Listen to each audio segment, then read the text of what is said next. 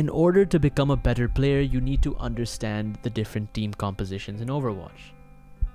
Adapting and playing different team compositions can give you the upper edge in Overwatch, which can ultimately lead you to win more games.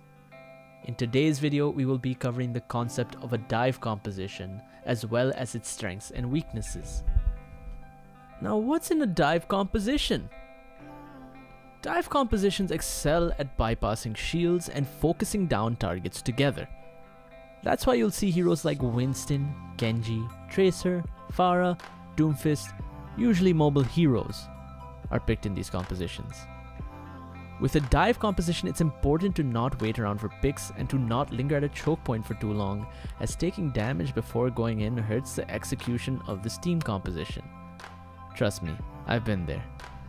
Communication is imperative for success of a dive comp, so make sure to call out your targets. Now let's look at the exact numbers in terms of damage to see why a dive composition can be so powerful. Winston's leap can do up to 45 damage on impact, and throwing a punch will add another 30. His Tesla cannon also does 60 damage per second. This added together can be a potential 135 burst damage. This means heroes like Tracer and Genji only have to do 65 damage to a 200 HP target in order to get the elimination.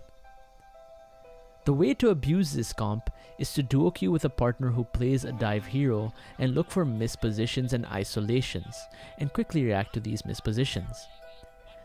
This is the simple concept of what makes a dive comp powerful. However, the concept is the easy part, but the execution is what needs to be practiced. The only way to practice this is by getting in a game yourself and trying it out. Of course, priority targets usually are Mercy or any of the supports, so you can go ahead and choke out the enemy team. So we've talked about a dive comp's strengths, so it's only fair that we talk about its weaknesses. This way we can learn how to play against one.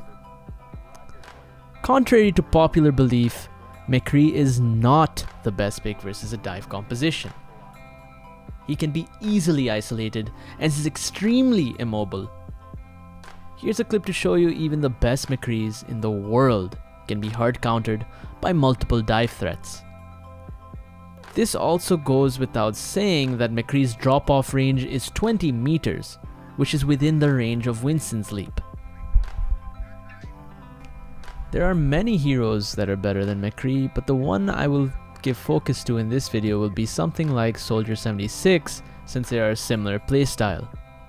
Soldier 76 is much better because his damage drop-off is 40 meters, which by the way is double McCree's damage fall-off, allowing you to position at a safer distance with no downside. Soldier 76 has more mobility, and he also has biotic field.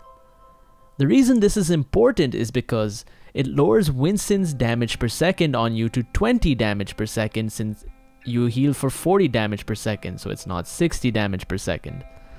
Be careful with biotic field, however, since Genji can actually deflect it if you activate it near him while he's deflecting. It's happened to me, it happens to the best of us, don't judge. The way to play versus a dive comp as supports is to make sure to tether. What I mean by tethering is to having healers pocket each other, so you guys can combat flankers together. If played correctly, supports can actually kill flankers together, so you actually do have kill potential. Finally, positioning. It's important to play with your team if you're against a dive comp.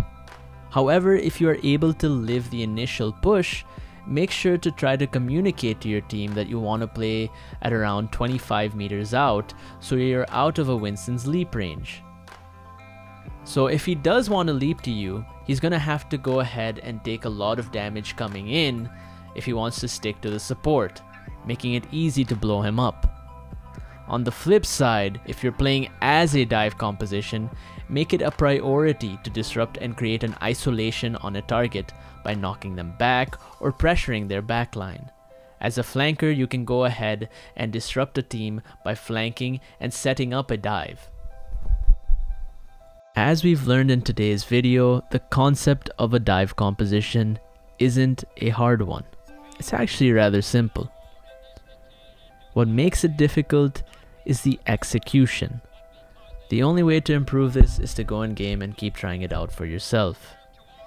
However, if you have any questions, make sure to check out the eStars Discord, where I have office hours to answer all questions. This was Professor Curryshot. Thank you guys so much for watching, and I will see you in the next video.